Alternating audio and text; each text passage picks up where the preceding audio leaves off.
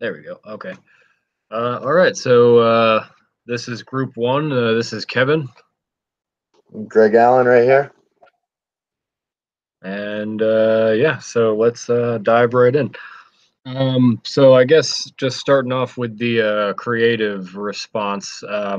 What I did mine on was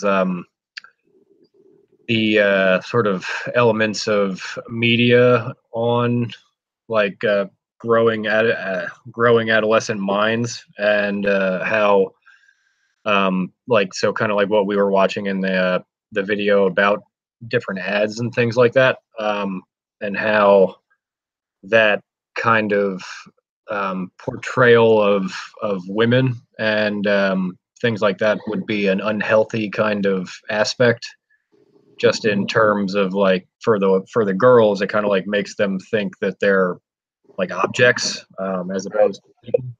And then for the boys it makes them kind of I guess, desperate to sort of seek out that kind of imaginary perfection that the media outlets kind of push on us, and how that could potentially, especially in terms of like an adolescent mind, be a negative thing just because like it's still growing and then they grow into that sort of mindset, and that's going to sort of disconnect their life with like what the media is portraying. Um, Yeah. yeah, so that was kind of like the majority of what I did. I sort of link. I mean, I sort of linked it back to like a literary theoretical concept with the male gaze and how like the women sort of become like the almost like a show, and then men are like observers and critics of them who can sit there and say like, oh, her body isn't slim enough, or oh, Right. her ass isn't full enough, that kind of a thing. um, yeah, and I just like figured that that would be a relatively interesting sort of um, concept to sort of go off of, just especially based on the concept of the mind at that age is consistently transforming, and it's growing neuronal connections and it's pruning connections that aren't used.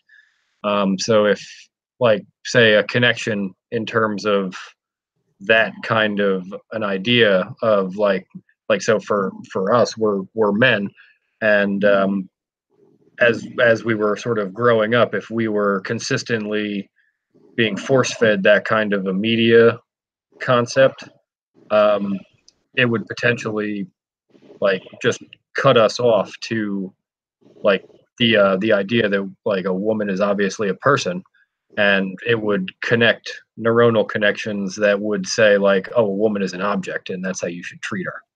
Right. Yeah. No, that's all interesting stuff. One thing that kind of feeding off of what you just said that I thought was interesting was how much of it feeds into just the subconscious part of the mind.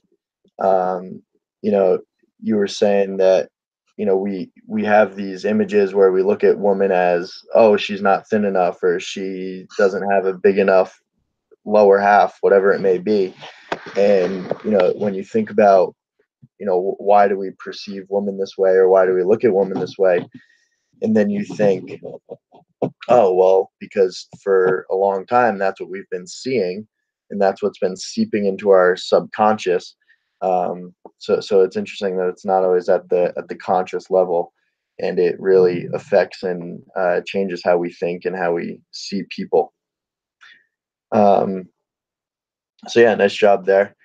I did mine. I was looking at the video that was called "Still Killing Us Softly," um, and I really went off kind of the whole idea about the looks and everything. But I found an interesting TED Talk video about it was a model talking about perceptions on looks and in advertisements and everything. So it was an interesting point of view because you know here's this woman who is literally making money based off of what she looks like, but she's saying that looks aren't everything. Um, so it was an interesting perspective from her, because a lot of times, you know, we hear the arguments against the advertisements and the body image, you know, from psychologists or from activists, but this perspective was from somebody who's right in the thick of all of it. A couple of the things that she said that I thought were interesting were, image is powerful, but image is also superficial. Um, so I thought that that was an interesting thing, that image doesn't always portray, and it actually rarely portrays who we actually are as people. It's fake, it's superficial, it's not real.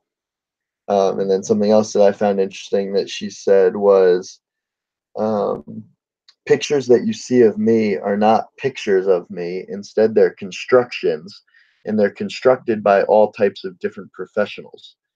Um, so basically, what she was saying there was, you know, that they're not actually photos of her or photos that show who she is or and what she enjoys to do, but rather they're these constructions that are made for professional reasons.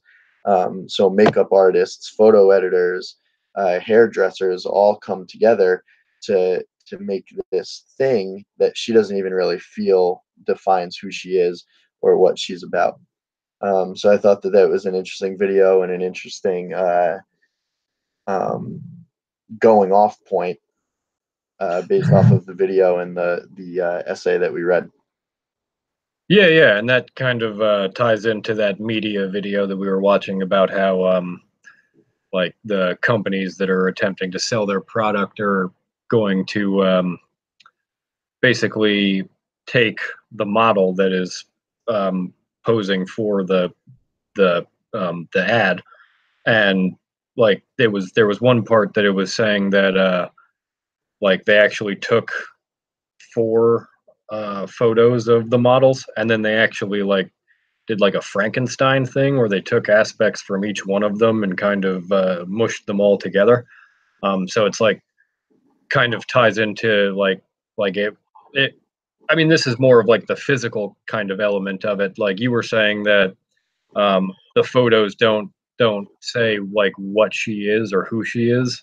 It's just like a picture. But like this is like more in the physical element. It's not even really one person. It's like a Right. conglomeration of multiple different things that are sort of based off of like a social construction of what beauty is in America. Yeah. And they kind of just throw it all together and like, oh, this is what we idealize as the perfect woman, and this is going to sell our car or something. Right. Or whatever it may be. Yeah, exactly. So yeah, no, that's well, I mean, I think that that's interesting too, just based off of. I think I saw like a couple minutes of the TED talk you're talking about, Yeah. and yeah, I mean, it comes down to like a both physical and then like also like a metaphysical level almost, because it's like Right. metaphysical and like that she obviously has her own mind and likes and dislikes and things like that, and she's her own person, and then also just on the physical level of we're gonna do honestly whatever we want to try and sell our product. So yeah, no, that was cool. Yeah. So I mean, this kind of feeds into one of my questions that I developed, which was, you know, how have you personally noticed or experienced advertising or advertisements affecting body image in America? So I mean, we talked a decent bit about that already, but I know for me, like, um, a lot of times, because I took a class in college that was kind of centered around this issue. And after I took that class, I started really picking up on some different things. Like there would be a McDonald's commercial, um, and then not even right away, but like an hour or a few hours later, one of my friends would be like, "Oh man, I really want McDonald's." Um, so, and I would think like, there it goes. Like that advertisement, he probably wasn't paying attention to it. He probably wasn't thinking about it much at all. But it still slipped into his subconscious and made him want that food. So I know that I've noticed a decent bit that it's definitely that the advertisements are definitely working and they're definitely coming into our minds. Um, so I was just wondering if you had any specific uh, personal experiences, or if you've noticed anything that really fits into what we're talking about here. Well, like I would say in terms of like just a subconscious kind of idea of that, like the McDonald's uh reference that you just made is like something that does happen. And like another I mean it's kind of off topic a little bit, but like um like certain advertisements come on like so like say like Sunday night at like 1 o'clock in the morning, and at that point you're like, I can't get that now because it's closed. And then you wake up the next morning and the first thing you do is go to that place. Yeah, but like in terms of like the sort of like body image concept of advertisements, um I mean this just like popped into my head for some weird reason, but like during like the Olympics or something, or like a big sporting event or something like that, you have McDonald's sponsoring the big sporting event. Yeah. So you'll have like Michael Phelps, who is like a swimmer, and he's got like a swimmer body. Probably doesn't eat McDonald's ever, but yet there he is being like, "Yeah, you should eat this McDonald's cheeseburger," and it's just like, well, you don't. Why are you saying this to me?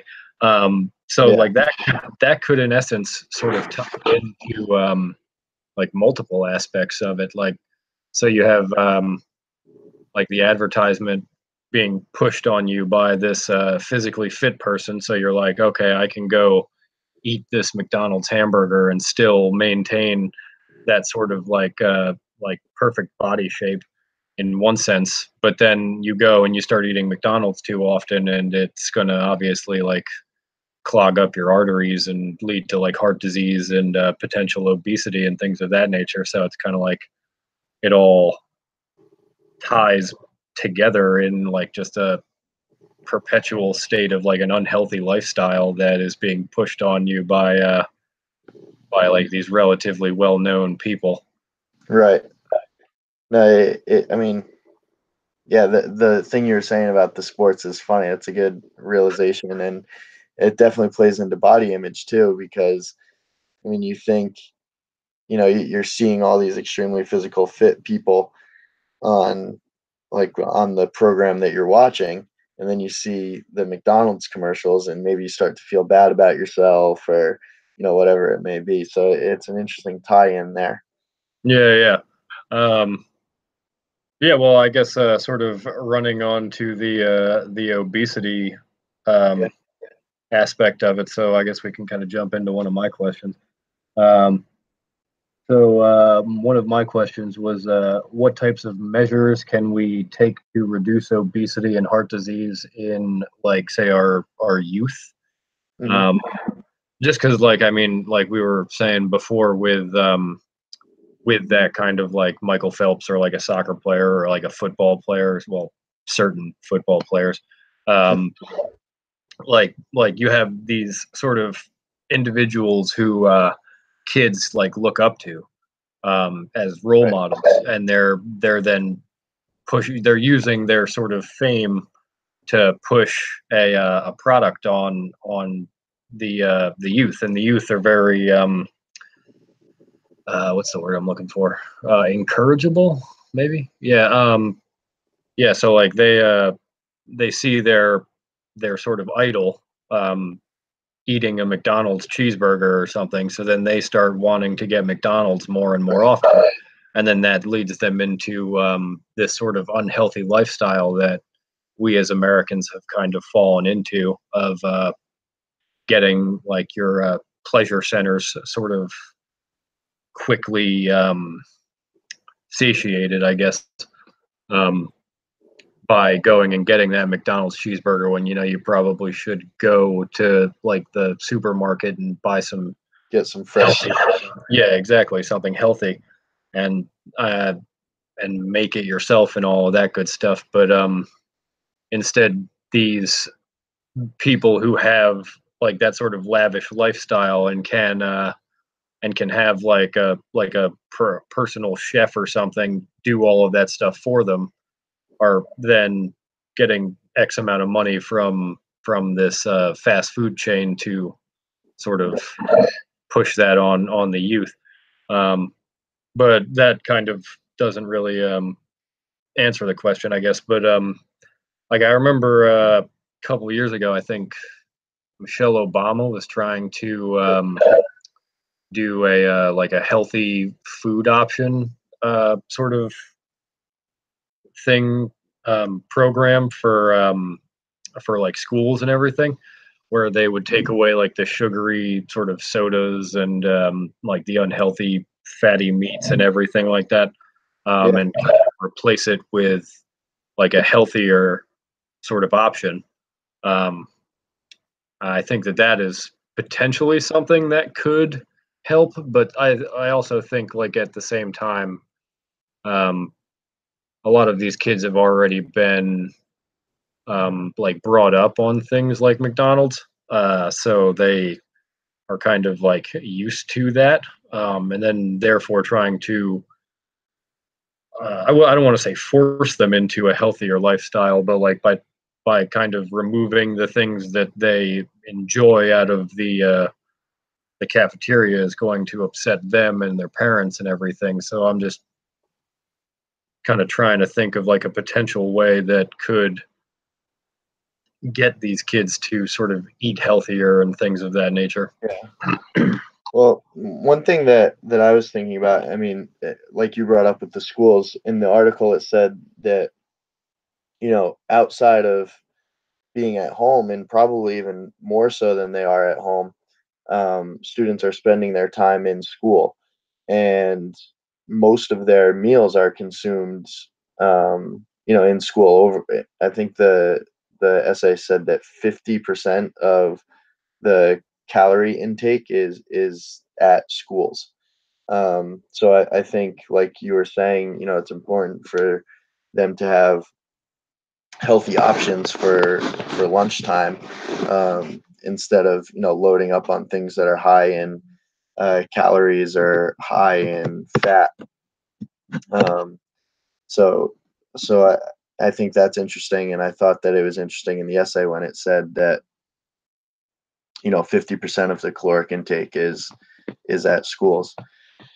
As far as other solutions, I think it's just a matter of, oh, excuse me, um, just a matter of educating students on what is healthy and what isn't healthy. A lot of times, kids don't realize that a cheeseburger they might not realize that that's bad for you. They might think, oh, meat, protein, that's good, but the amount of fat, and if you throw a slice of cheese on there, you're just not intaking a lot of good things. Or chicken nuggets, oh, it's chicken.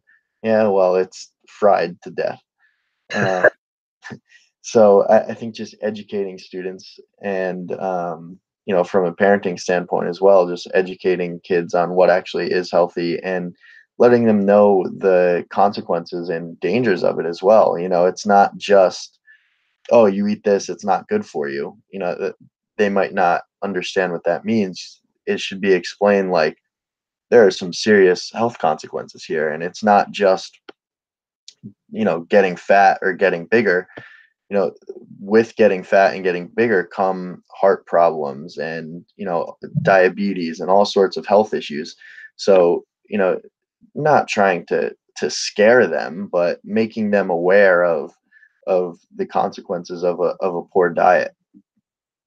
I also think it like just based on that video, um, the weight of the nation, that just like potentially like sort of, because if I remember correctly, I think the area that they were sort of focusing on is one of the like lowest income Yeah. regions or something to that effect. So like that could also be another kind of issue, is like the sort of poverty in the area, because like I mean you have like sort of swanky or higher income areas where you're going to have like a Whole Foods built because they know that the people can sort of afford that type of lifestyle. Um, but yeah, I guess that's kind of like another sort of like issue is how can we potentially get like a more nutritional um, sort of food choice into sort of lower income areas, um, as opposed to them just having to sort of rely on fast food Yeah. and things of that nature. Yeah. Also, with the video, it said in the essay as well, how much socioeconomic status is tied in with obesity. You know, they have less money, so that means that they're buying cheaper food, and cheaper food is typically less healthy. Yeah, it's And rough. like you were saying too, there's a lack of fresh food stores in these lower income areas. Um, so it becomes difficult, if in a low income area, if somebody doesn't have a car to drive the 5-10 miles it is to the closest fresh food grocery store, they're just going to eat what's available and within walking distance. And a lot of times that would be a fast food restaurant, or whatever it may be. So I think you're right. I don't know. I don't know the answer to how to go about getting more fresh food stores in low income areas, but I think that definitely needs to happen, and that would definitely help some of the issues that we're seeing across the country. Yeah. I mean, I guess I wasn't really expecting us to have like a proper answer to this. Yeah. Yeah, I mean, I don't know. Yeah, I just figured that I would pose that sort of question regardless, just to see like what we could sort of come up with based on it. We're not economists, I guess. Uh, but Yeah. uh, So where can we feed from here? good one, good one. No pun intended. I guess we could jump into, since we're kind of on the topic of obesity, go into how body dysmorphia and obesity are two sides of the same coin. And, I kind of took that as, you know, they're in the same subject area, but they're kind of opposites. You know, body what is it? Dysmorphia is, eating disorders and, things where people are, extremely skinny, where uh, versus obesity, which is where people are overweight. Well, body dysmorphia is actually when like um, well, I'm trying to remember because like I watch It's Always Sunny in Philadelphia, Yeah. and one of the characters in that show has body dysmorphia. So like his weight fluctuates throughout like each different season. And in one episode, he is like obese because like all he does is eat chimichangas, but he thinks he's like really jacked. But then it's basically like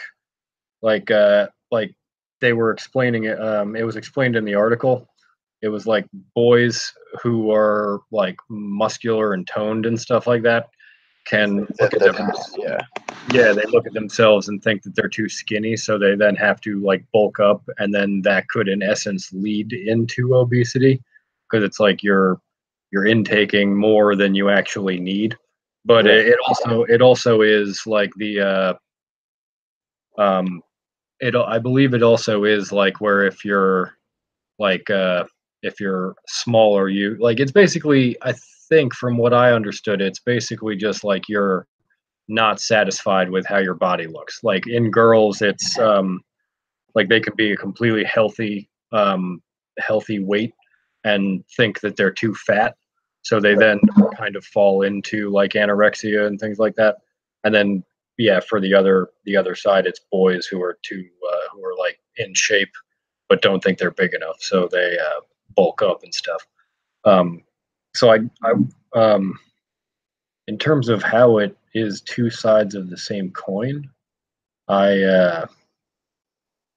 um, I guess yeah, like well, in terms of girls, I would say like what you were just saying, um, where like they are getting like the wrong idea of their body size, so they then will fall into like anorexia and things of that nature. Um, Right. for the boys aspect, I'm not overly positive. I mean, I guess it would in the boys aspect like lead them into being overweight because they're intaking too much. Um, hmm. Right. So I think that, it's the idea of, um, like you were saying with, and I mean, guys can be bulimic and anorexic too. It's just more frequent in girls. But I think the basis here is the idea that, um, they're unhappy, so they're doing things, and they have eating disorders that make them, unhealthily skinnier. Where on the other side of the spectrum, obesity is, you're doing things that are just making you heavier and heavier. Hmm. And I think where it feeds into the idea that it's on the same coin, um, is that, you know, s- sometimes you could be in the obesity category, but then you're unhappy with yourself because of this, the idea of the idealistic image of what we're supposed to look like. So we're not happy that we're obese. So then we turn to these things like making ourselves vomit or not eating at all, which is very unhealthy. So they could go hand in hand, essentially. You start obese and then you realize that you don't want to be that. So you take an unhealthy approach by vomiting or just not eating. So I think it's an interesting combination and connection, even though you're talking about two different things.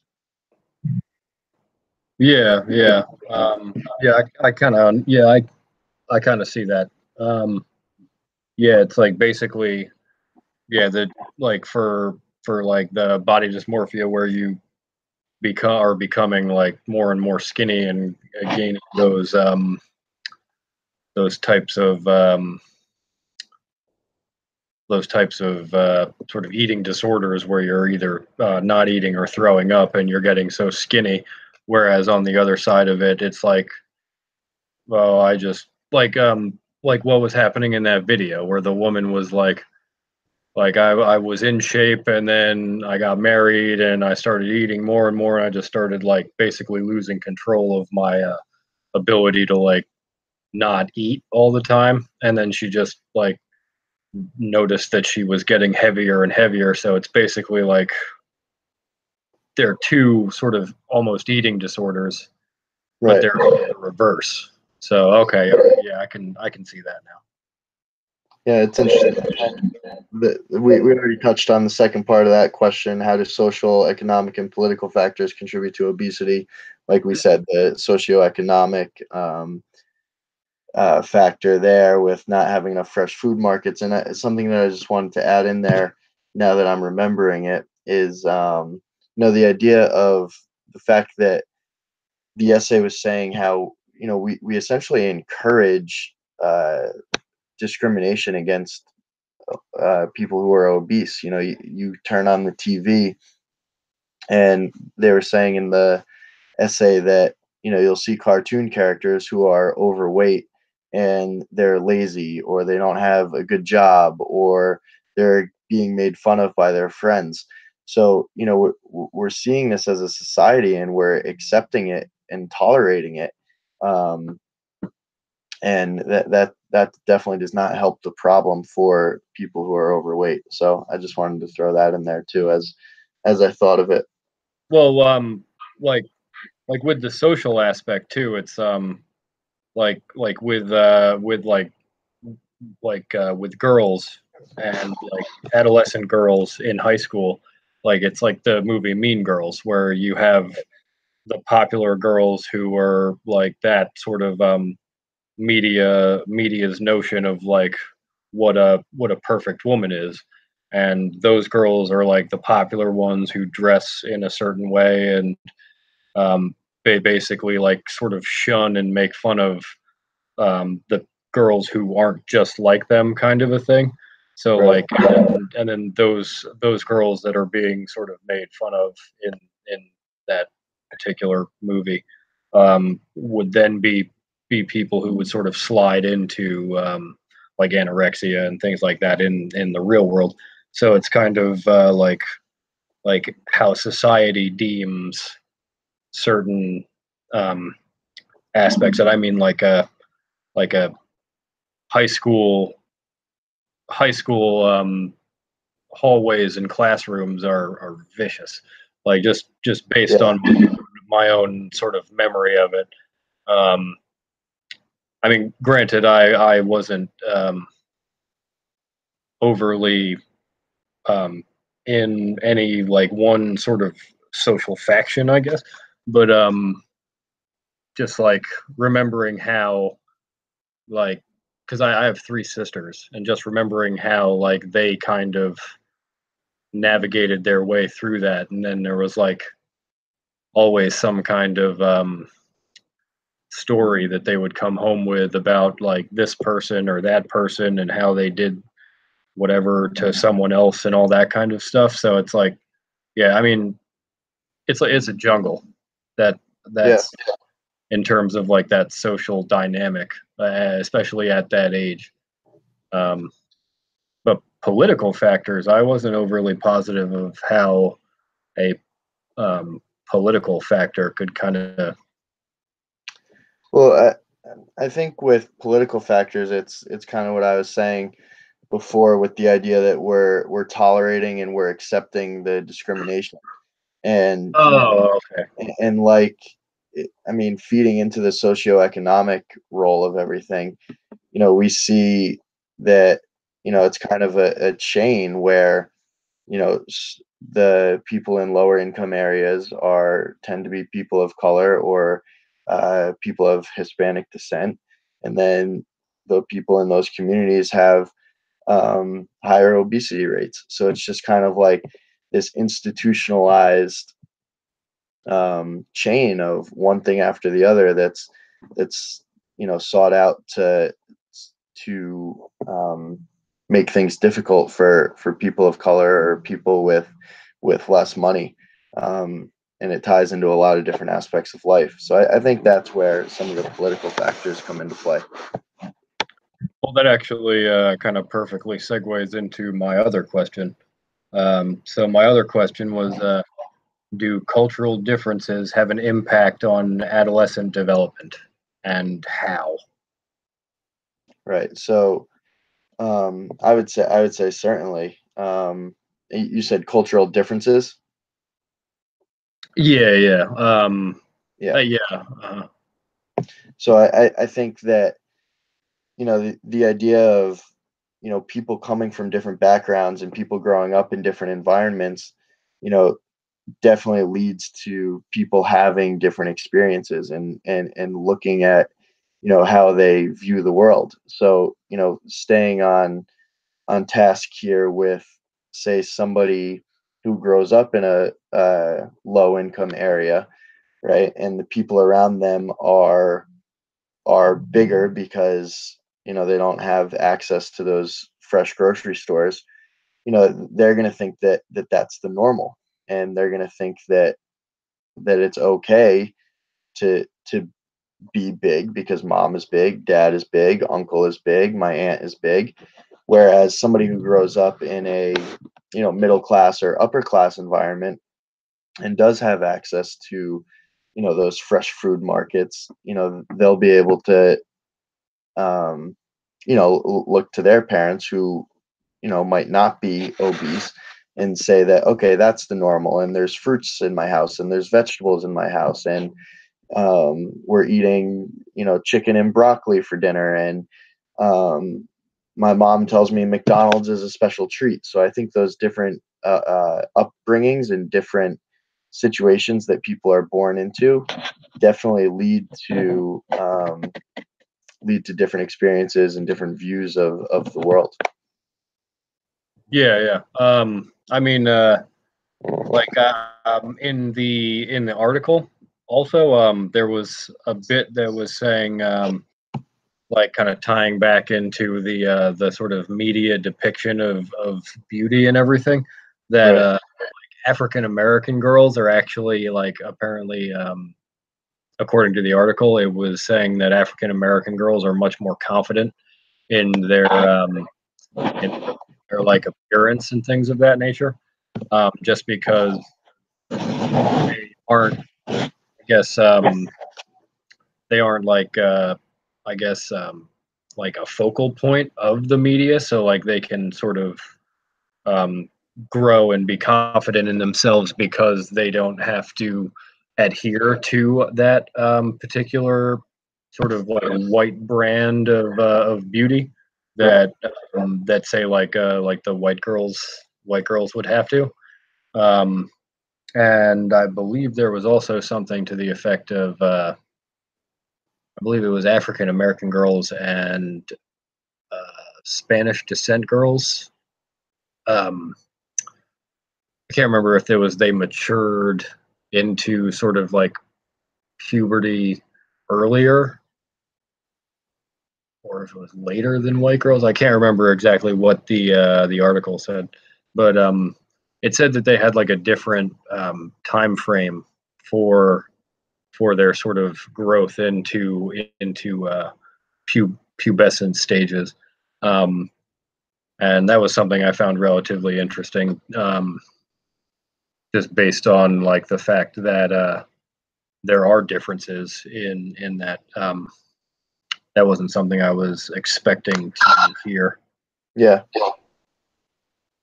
So I guess now we could kind of switch gears and get into kind of the sports side of this that we saw.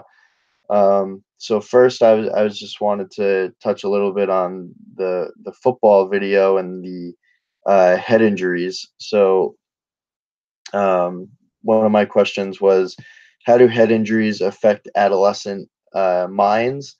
And then, would you let your child play football with all the information that has come out in recent years? Well, I mean, just based on like the findings of that video and like the sort of I guess trauma that I believe the running back of that team went through. Um, I find that that would probably be relatively detrimental to an adolescent brain sort of developing, just based on the fact that the adolescent brain is going through all of that transformative, like the most transformative stage of development since birth, pretty much. And that is like a very important time frame um, for that kind of development. I was kind of surprised at how much that could affect a kid that age, and additionally, just like the fact that like high school football is like it's almost like a multi-million-dollar industry at this point. Yeah, Um, and yeah, and that's kind of wild. And I mean, well, I wouldn't have my kid play football just because I'm more of a soccer guy.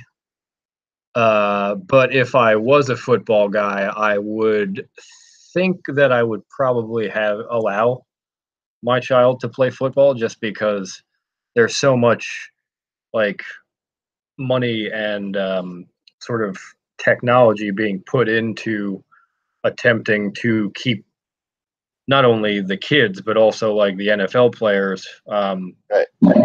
in tact, I guess would be a good word for it. But so like you would think just based on like the amount of sort of research and effort. Yeah, and investment that they're putting into it, that they would have some kind of potentially helpful sort of adjustments that they could make. The only thing that I was kind of like a little weirded out by was the heat stroke aspect of it. Yeah, Like, that was yeah, a lot. yeah, and the one kid got put on dialysis for like 6 weeks and ended up not making it. Um, yeah, that was, I'd say actually, well, I don't know. It depends on the situation, I guess. I'd say that was probably more scary than the uh, the head trauma aspect. Um, just in terms of like the immediate impact of Right. it, because I was I going to mean, say that's the difference is the immediacy versus the long term yeah, effects. hmm yeah, Um, yeah. No, so that was a pretty interesting yeah. video. Yeah, no, Yeah. I'm more of a soccer guy. Sorry. Just going off that a little bit, I mean, all the information that has come out about the CTE and how that affects the mind, even in NFL players, and then even more so and even worse at the adolescent age. So, I mean, these kids' heads are just taking beating after beating, and you may not notice anything right away, but over time, if they build up and you experience enough concussions to be diagnosed with CTE, so some crazy and terrible things happen. I mean, a number of athletes have committed suicide just because their minds start to lose it. So it's scary, and honestly, for me, um, I play golf, so I might be slightly biased, but at this point, I don't think I would allow my kid to play football if he wanted to, just because it's scary. And I mean, like you were saying, even with the heat index stuff, and there seems to be no mercy now in high school football, just because, like you said, it's almost turning into a business. Mhm. Um, so it doesn't matter if it's 105, 106 degrees. It doesn't matter if little Robbie just got pounded in the head. They want to do whatever it takes to win. So it's turning into a uh, pretty scary field. Well, and also just like the concept of so the adolescent mind is going through all of those, like creating Right. like it's creating neuronal connections and like padding them with fat and everything in order to continue using them. So you also got to think about, like, depending on how young that kid is, like certain connections could be completely severed before they even have a chance to start forming them. Right. So that's pretty freaky. Yeah. It's scary stuff. So then, I guess, staying on the topic of sports, the whole Title IX thing is pretty interesting. And one of the stats that I saw that I thought was extremely compelling was that there's been a 900% increase in participation from girls between the 1970s and 2008. So I mean, that to me, that's pretty nuts. 900% that it's gone up. Essentially, Title IX is there to level the playing field and enforce coaches and administrators in schools, to give equal opportunity to both boys and girls. So ultimately, I think it's worked, and I think that there has been progress, but I still do think that there's a lot of work to do. And it's pretty well seen at the college level and the high school level is people care more about the football team than they do the field hockey team, or people care more about the men's basketball team than they do. Nope, I lost vocal on you.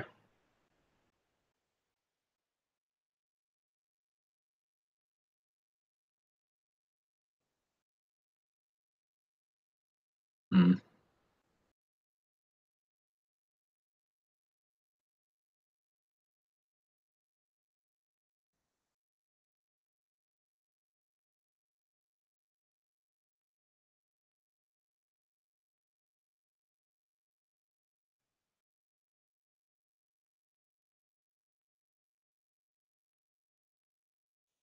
Can you still hear me?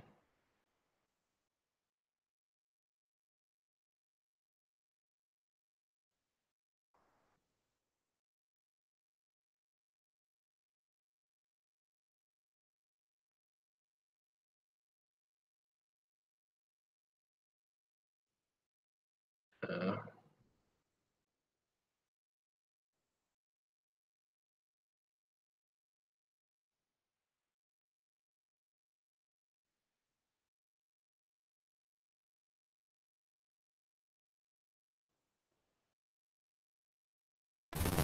oh, okay. There we go. It's a little fuzzy on my end. Okay, I can kind of hear you again. I'm like, Yeah, I don't know what's going on. so, should I just say my opinion on Title IX one day?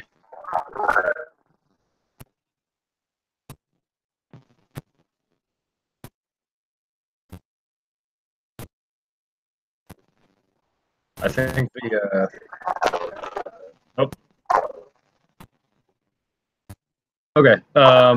So like based on what you were saying about and how like there are discrepancies based on the whole like the like NBA uh, compared to the WNBA. There's more money in the NBA. Oh, oh, okay. I can kind of hear you. It's fuzzy. Wait, you can't hear me?